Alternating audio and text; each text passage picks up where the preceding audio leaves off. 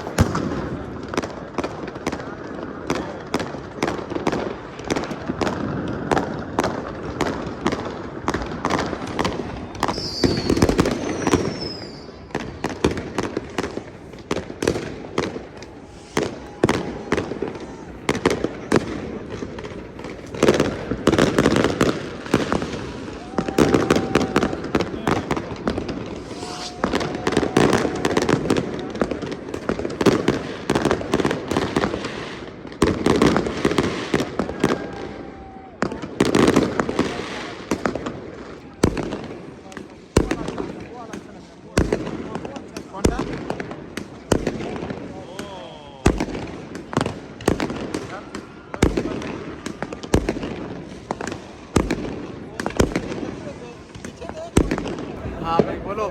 Happy new year to everyone. तो भाई हम लोगों ने अब इंजॉय किए न्यू ईयर के 5 वर्ष में बहुत इंजॉय किए विपिन के साथ।